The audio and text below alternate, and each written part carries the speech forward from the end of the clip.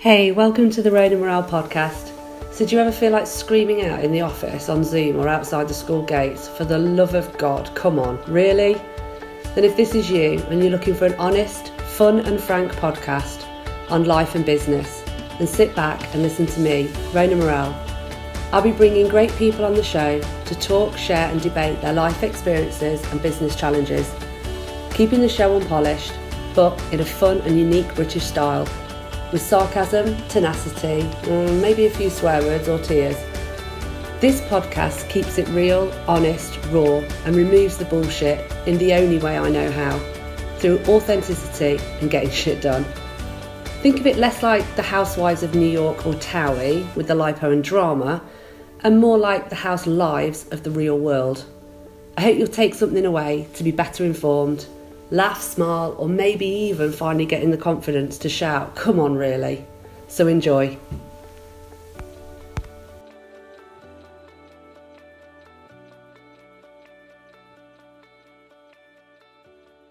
Hi Jed, welcome to the Rain and Morale podcast. How are you? I'm great. Thanks so much for having me. Oh, you're very, very welcome. And for the listeners, Jed Emerson is currently in New York. And I'm delighted to have Jed on the show with me today. I came across Jed through a mutual friend a few years ago. And as I was in my journey of ESG, impact investing, sustainability, I started to try and think about where do we go? How do we get the powers that be that change? And Jed was somebody who was recommended that I should speak to. So Jed is presently the Chief Impact Officer at Alvarium Tiedemann. Did I pronounce that right? Tiedemann. Tiedemann, apologies. There we go. His professional career and development experience has really ranged from very many areas, from non-profit, philanthropic, financial investing, sustainable for-profit businesses. And he talks a lot about, and a lot of his writings, and he's got some incredible books around blended value, and I'm hoping we'll touch on that a bit later. And one of the reasons that I really got intrigued was one of the books that he wrote, which was The Purpose of Capital. Jed has been incredible and has held academic appointments at Harvard, Stanford and Oxford. And now I could go on for ages, but I want to get into the conversation. So welcome to the show, Jed. And let's start, first of all, by sort of asking, what do you mean by social, environmental, impact investing and purposeful capital? What does that mean to you? Well, I think these are all terms and approaches that have evolved over the last, in some ways, just the last 20 or 30 years. In other ways, these are issues and ideas that have been with us since the beginning of modern financial capitalism 400 years ago. So there's nothing really new about this, as opposed to, I think, every kind of generation rediscovers aspects of it that are most relevant for their times. And so when I think about this work, I think about the fact that we are all presented with what I call a bifurcated value proposition. The idea that you either have to do well or do good, you either give money away or you invest it, you work for a nonprofit or a for-profit. And that idea that value is itself kind of separated, that has all the financial stuff over here and all the environmental and social over there, is how the world has been in the Western cultural tradition, and especially within finance and economics, and within philosophy as well, following the Enlightenment and the period of the Enlightenment, has all been framed on this dualistic notion that you can separate these things.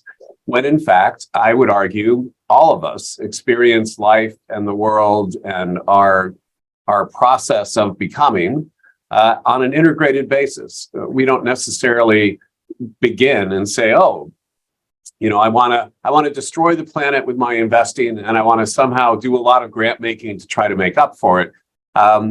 We move through different approaches and we make different choices, but we experience the world on a holistic basis. And so that's the point, is that in some ways we need to get back to that understanding of experience that we actually have fundamentally. Like, you know, when we sit and reflect, When we have our time on weekends to recover from everything we've done during the week, we try to integrate, we try to heal, we try to be more whole in terms of how we are present, I guess you'd say. And so all of that, ESG, impact, sustainability, responsible investing, ESG integration, I mean, I'm not even sure all the other terms that are out there. These are all, to my mind, efforts to bridge the divide. They're all efforts to reintegrate our understanding of value through how we connect financially and how we think about economics. No, and I think you've touched on a really interesting point there, and it's a few conversations that I've had recently, is this kind of, it seems to be okay to earn an exponential salary working in an industry that essentially is polluting the planet in a way. And there's various, that could be, water wastage, plastic, oil, whatever. But actually it seems in the same right disgraceful to earn a really high salary working for, say, a non-profit. A lot of people would struggle with that. But that plays to what you're talking about in terms of how the two are seen. One feels more voluntary and a nice to have and a kind of world. But I am seeing that marriage now between the two and the importance of having the two interconnected.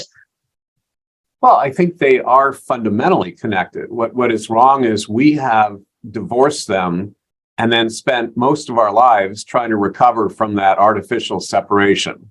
And so it's really, I think, a natural righting of the boat, if you will, where these things are truly whole. We know they're whole from science. We know they're whole from the very idea that you have to have in economics a concept called externalities that basically pulls out all the stuff that doesn't fit in our calculus. And we set it over here and say, well, we'll deal with that later. But right now, we're going to put a ring fence around these ideas, issues, and practices, and we'll call that economics. The rest we'll call philosophy or biology or something else, right? Not a science necessarily, right?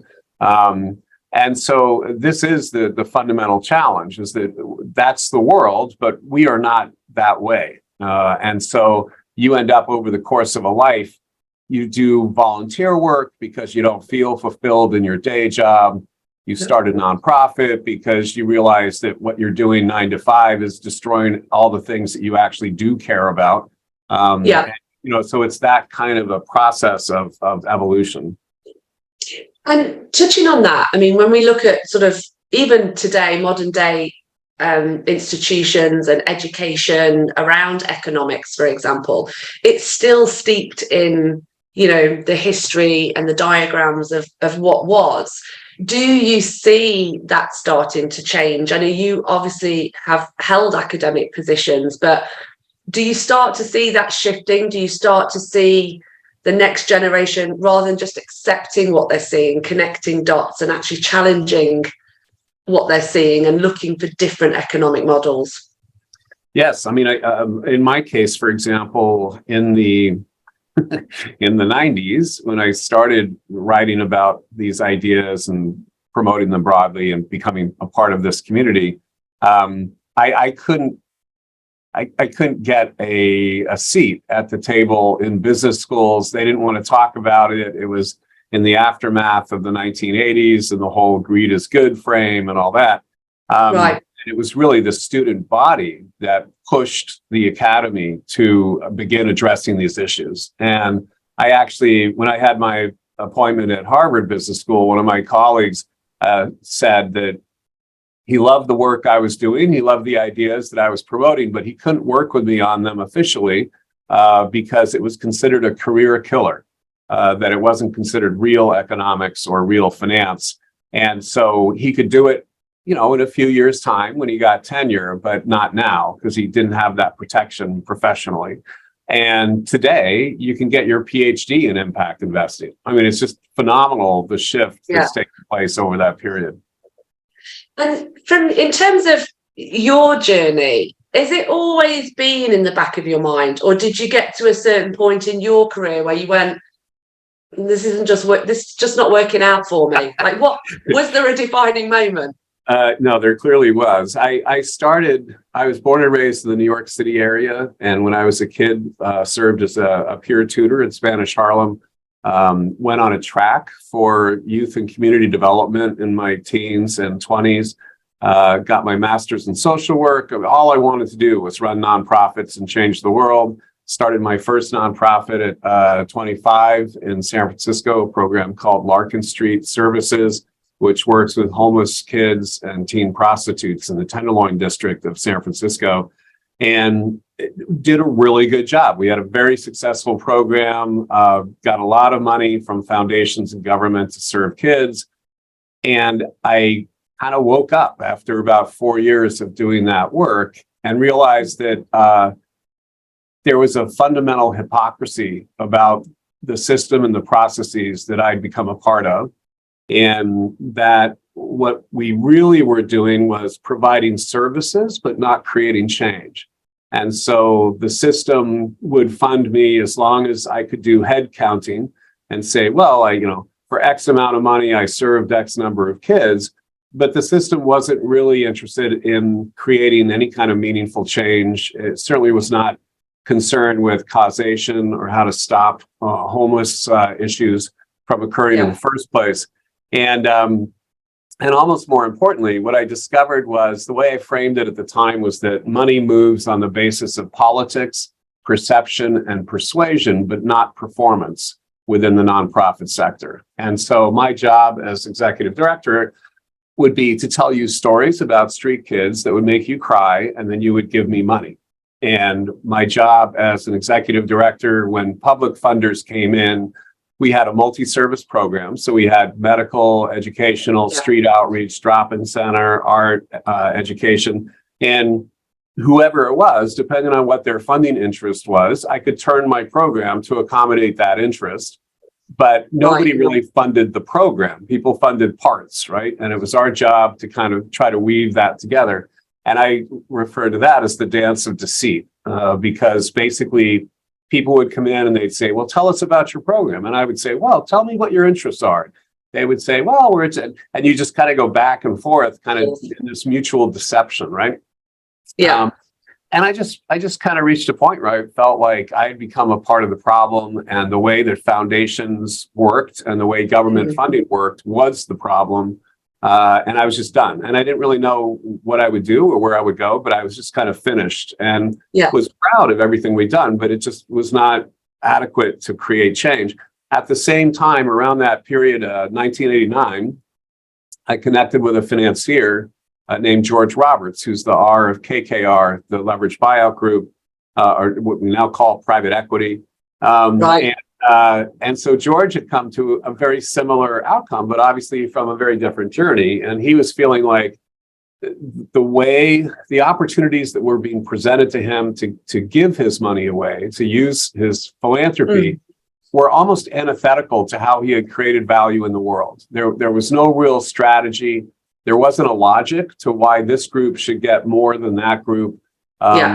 And in for-profit, you have startup, seed, venture, equity. You have stages, right? And at every stage, there's a different type of practice and relationship between capital and entrepreneurs. There's a different process, all that kind of thing. And so in '89, we started a conversation around, what would it look like if we could manage George's capital as a form of investing and take philanthropic capital and manage it as if it were market rate capital. And so we created a fund called REDF, which is very active now, these many years later.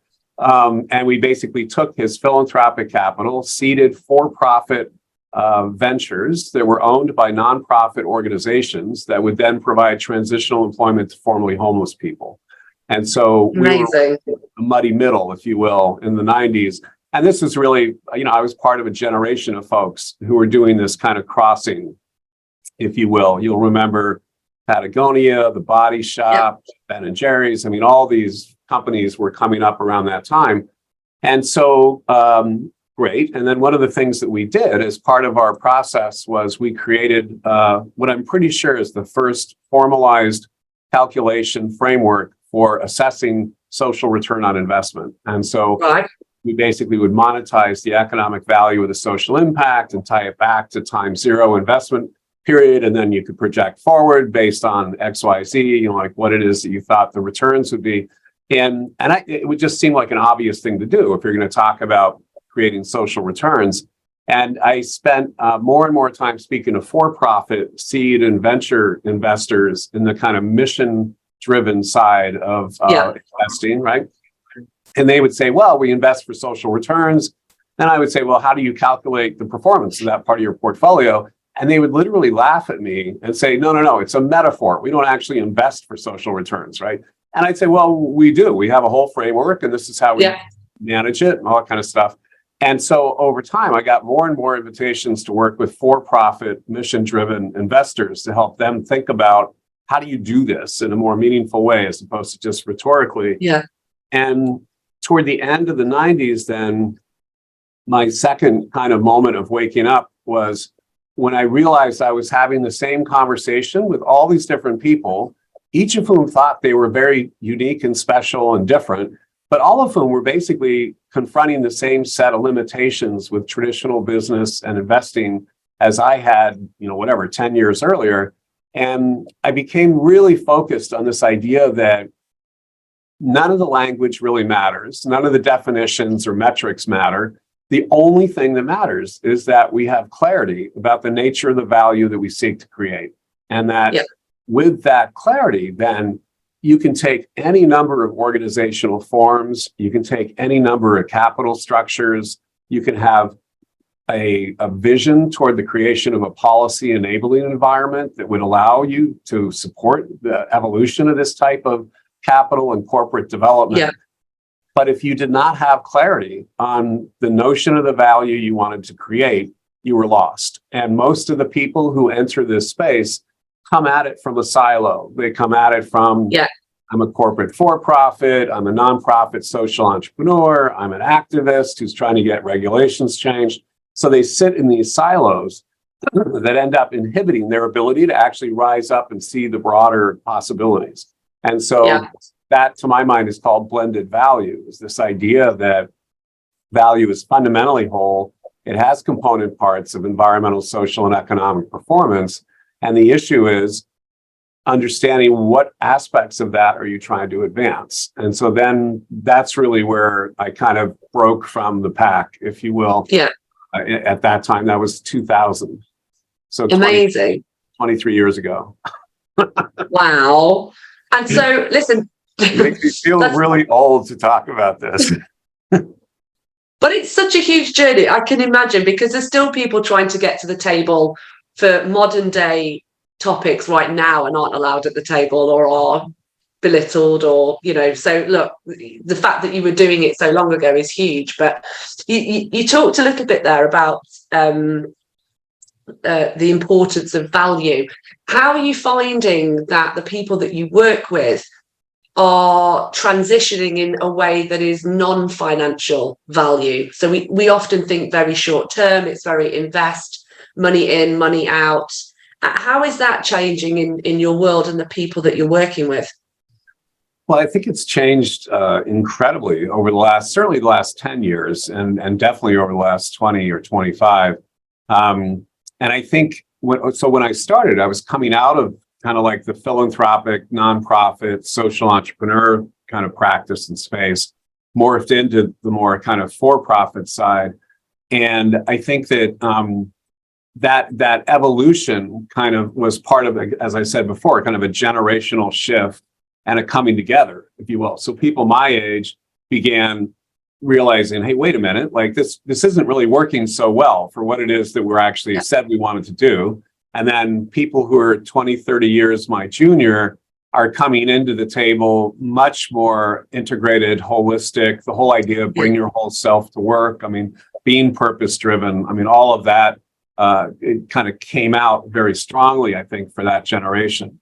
And so it's really a coming together, as we were saying earlier, of a natural drive toward unity and wholeness that is already there. And the problem is we simply don't have the eyes to see or the ears to hear, but we are discovering this as we go forward in time. And the trick is it's a generational inquiry and it's an individual journey. So it becomes very challenging to enter into it because newcomers think nobody's ever thought of this before, which of course is a little incredible, but in any event, and so they want to start from square one every single time. And then people who've been in it longer can get in tracks where they basically see what they know and what they understand, but they lose over time an ability to really see more broadly. And so that's a lot of what the process is and why I actually have ended up working with families more than foundations, because families think much more clearly around purpose and meaning and value than do foundations, who are much more tool siloed. Yeah, and their set of solutions is very prescriptive. It's very we make grants. Grants is what's going to do this. We'll give you a 3-year grant and a report, and you're off to the races. And it's only been in the last maybe 5 to 10 years that you see the theory of change language come into the philanthropy that begins to really at least call the question on what are we ultimately trying to do. No, absolutely. It's interesting you talk about families. I remember me and my dad having an argument this Sunday, actually, because on Friday I was at the big one in London and it was over 4 days. And my dad was like, oh, these idiots, super gluing themselves and lock away the key. And I just think they're idiots. I went, well, then you think I'm an idiot because I was there. I was there on Friday. And, there is that generational thing, but there's also a certain generation, I think it's too late for us to kind of change their minds.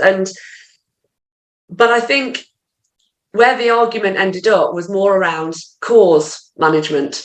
And so actually you've touched on that. And could you just tell us a little bit more about what have been some of the biggest causes or systems changes that you've seen that have given you that buzz to keep doing what you're doing? Well, I think I don't know that this is as wide as I want to hope it is, because I'm talking to a certain set of people. So maybe I'm talking with myself, but I think the whole idea of what I call total portfolio management I think has just really taken off in the last 10 years. And by that, I mean that we need to think about capital, no surprise, on a holistic basis, and understand that it falls across a continuum of philanthropic, near market, and market rate. And across that continuum, you have different managers, different strategies, different investment vehicles, each of which have their own risk return impact profile. And so this is important for a few reasons. One is there's no such thing as trade-off. Everybody talks about, you have to be concessionary to do good in the world. You have to trade off one for the other. But that's a legacy of a bifurcated value proposition that asks you to choose, to do good or bad. And what we're promoting is this much more integrated, holistic understanding of value that says, wait a minute, it's a both and exploration and inquiry. It's not either or. And so this again goes back to when you have clarity on value, and what are you ultimately trying to do? What is the purpose of your capital? Yeah. Then you can be in a place to choose between these different things. And so it really doesn't matter. I say to the people I work with, you are the market. And there's no such thing as a market rate that you should be holding yourself accountable to. And whatever the guy at the bar at the club says to you in terms of how great their portfolio is doing and all that, doesn't matter if you're not creating the impacts and the value in the world that you seek to have. And so this is why this notion of internal purpose and value clarification is so key, because you need to have that grounding when you go out and people say, oh, it looks like you lost a lot of money. And you're like, well, not so much, we create a ton of value in these other ways. And so the evolution of those conversations has been very powerful. I think that for me, the other part of it on a personal level has been an understanding of process and change and development, and how the degree to which all of that is a function of individuals finding their own points, understanding what they think of as the current challenge, and being supported in that inquiry, and that aside from this notion of integrated value, there is no single answer to what we need to do. And I think this is very hard for activists because they are very focused on here's the answer, here's the solution, here's what has to happen. But in point of fact, it's not like there's going to be a single, a silver bullet. It's going to be silver, buckshot, if you will. That basically we need a whole host of approaches and solutions and answers. And we don't know what's going to work or where we should necessarily go. We can have confidence in what the science says. We can have a level of, comfort in a certain direction that we feel kind of makes sense.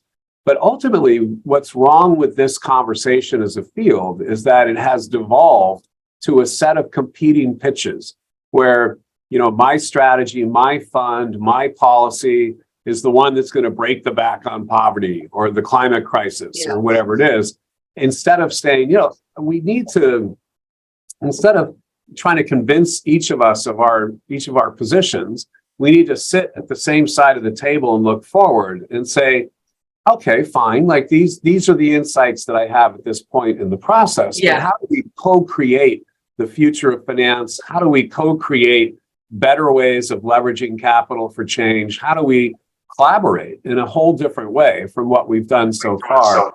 And so I see more and more people kind of grappling with and recognizing the reality of that shift that has to occur. Yeah, and I think that's a really exciting space, I guess, for me to hear as well, because actually you, as you touched on, if you're a charity supporting homeless people or you want to raise, decrease inequality, you simply cannot do it in a silo.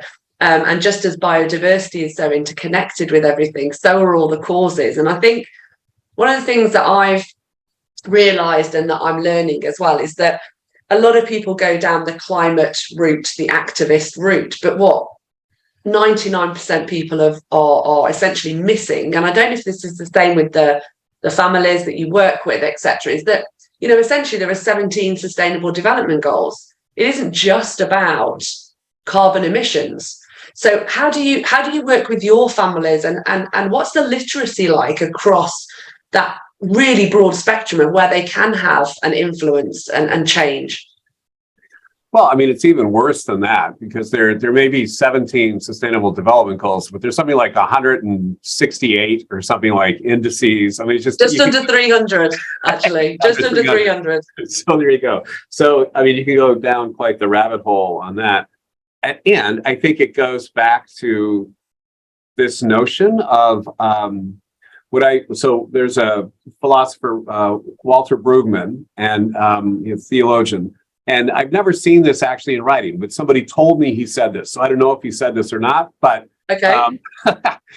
he apparently was talking about the notion of ambition and that what we have to do is be hugely ambitious in terms of our goals and objectives and what we're trying to do to change the world.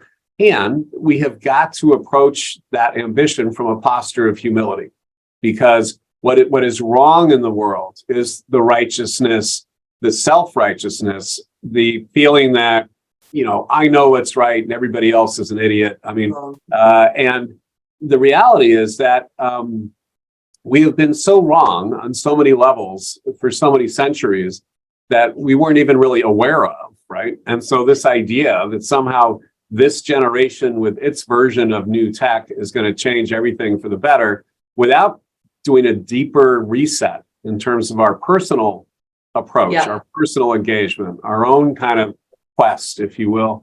I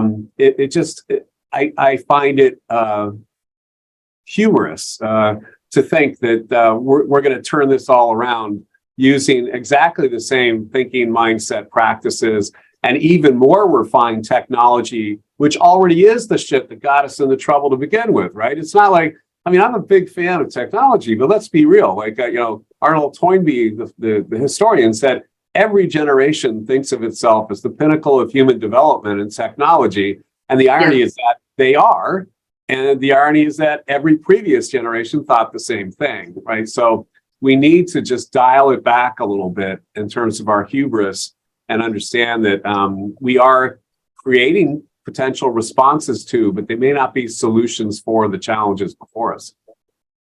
And I 100% agree with that. There's so much rhetoric and talk that technology is going to save us, and carbon removal and all of these things. And whilst I'm very much abreast of the fourth industrial revolution and some of the amazing things that are coming our way around smart contracts, circularity, mapping supply chains, all of these things, at the end of the day, like you said, strip all of that back and nature's given us the answer. We've made the mistakes that many times that we know the answers. We know what we need to do. It's need versus want and ability and willingness to do it, I guess. So, I mean, you touched a little bit there, and I'll probably ask you kind of the last question, but what are your sort of thoughts for the future of humanity when it comes to sustainability and technology? Where are you right now at your age? Well, again, I'm 64, straight white guy, kind of a traditional career track in many ways. Different within the traditional, but kind of I am where I am. I think that, I guess a couple of things. One is it depends on the day. I think I speak with so many social entrepreneurs and activists that I continue to be just phenomenally impressed with the energy, the innovation, the vision. And on those days, I'm kind of like quietly confident that we could maybe minimize some of the worst parts and dial up some of the better aspects and see what we could do.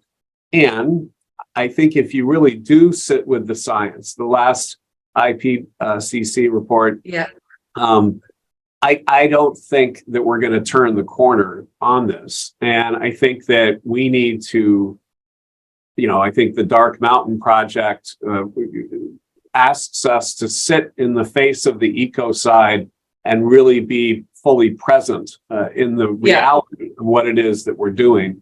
And I think that's very good kind of advice and thinking in terms of it does come from a place of humility and broader human knowledge, not just the scientific knowledge, but the cultural, the humanity kind of knowledge. And then, and I think the degree to which we are able to recognize that a large part of the technology is grounded, as I was saying before, in Western philosophy that is fundamentally a philosophy of separation and division, as opposed to Eastern practices, some African practices, some Native First Nations practices. And I think we just need to pause and be more quiet than leading with our answers.